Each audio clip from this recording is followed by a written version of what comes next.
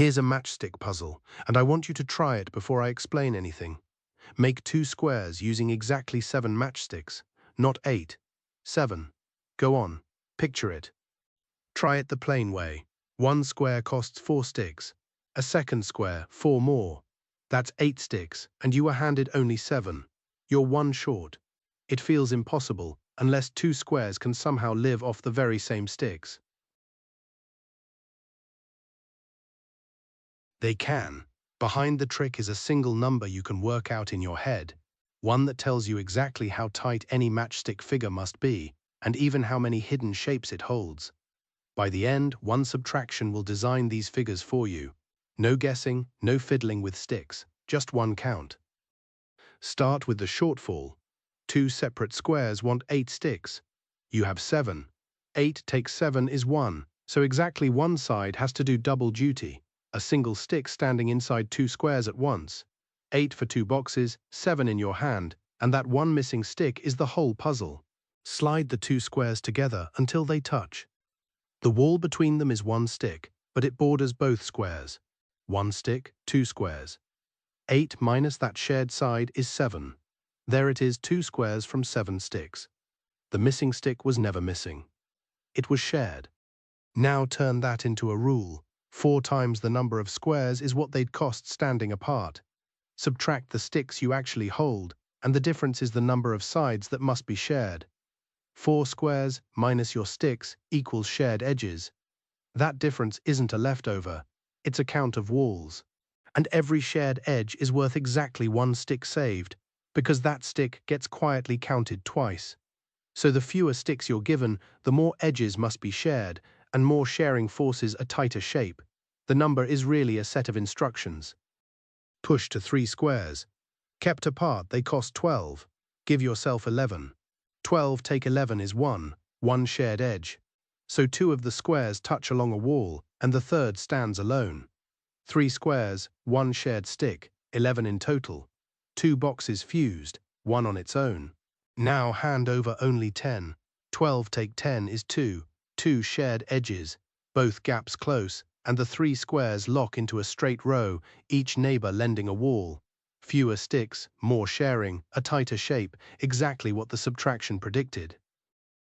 So what does a straight row of squares cost? The first square takes 4 sticks. Every square after it adds only 3, because it borrows 1 wall from the square before. 4 to begin, then 3, and 3, and 3 again. Each new square brings a top, a bottom, and 1 far wall. The near wall is already standing.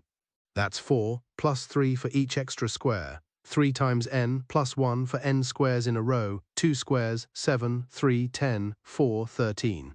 One small formula prices any row before you lay down a single stick. Now go 2-dimensional. 4 squares kept apart want 16 sticks. You're handed 12.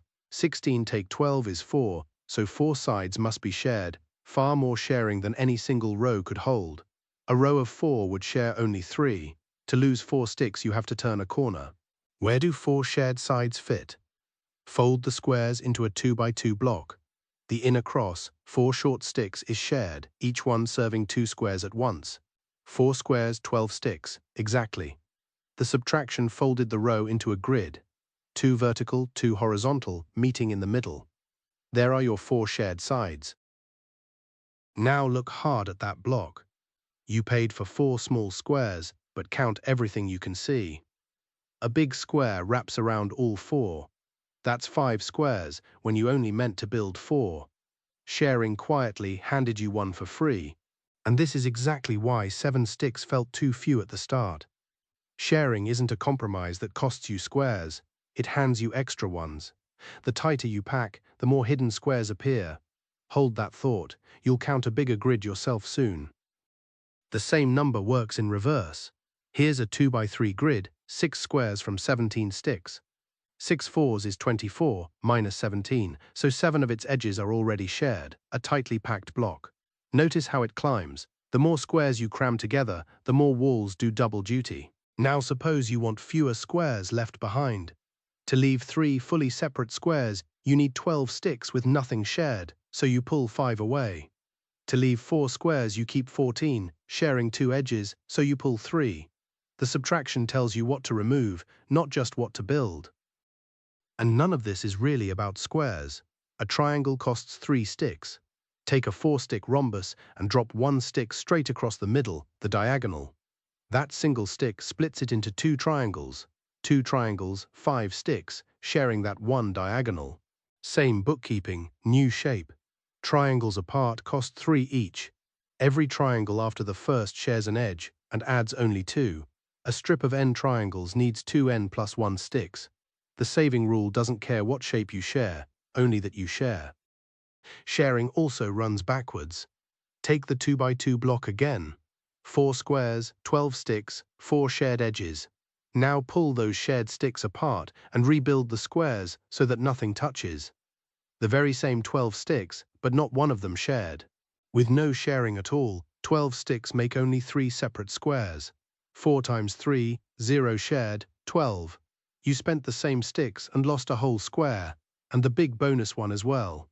There's the proof. Run in reverse, refuse to share, and every square charges you full price. Step back and look at the whole run. 2 squares, 3 in a row, a grid, a strip of triangles, a stick moved back. Every single one was the same move underneath. Count what stands apart, count what is shared. 4 times the pieces minus the sticks you hold is the shared edges, a number you can read before building anything. It tells you whether a figure fits, how tightly it must pack, and how many bonus shapes are hiding inside. Read it first. Your turn, 3 of them. First, what's the fewest matchsticks for 4 equal squares in a single straight row? Use the row rule you just met. Pause here and work it out.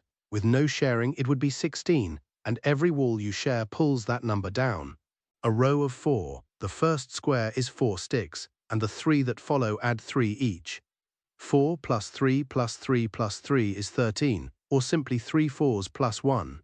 13 sticks, 3 shared edges, 3 walls shared is 3 sticks trimmed off the 16. Second, arrange 5 equal squares in a plus. 1 in the center, 1 on each of its 4 arms. How many matchsticks does that take? Count the shared edges first. Look at the center square and ask how many of its 4 walls a neighbor touches. Pause. 5 squares apart cost 20.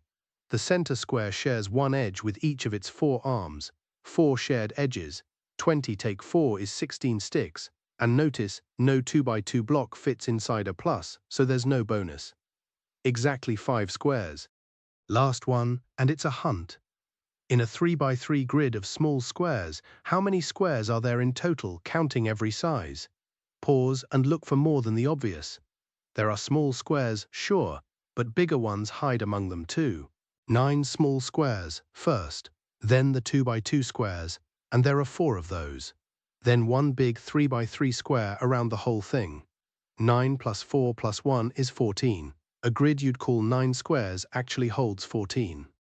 This edge counting isn't a party trick. Bricklayers share faces to spend less mortar. A honeycomb shares walls, so the bees use less wax. And in any network, shared connections are tallied the very same way. Sharing to spend less is everywhere. Chemists even count the bonds and atom shares, just as you counted sticks. So stop counting squares as separate boxes. 4 times the shapes, minus the sticks you're given, is the number of shared edges, and that number packs the figure for you.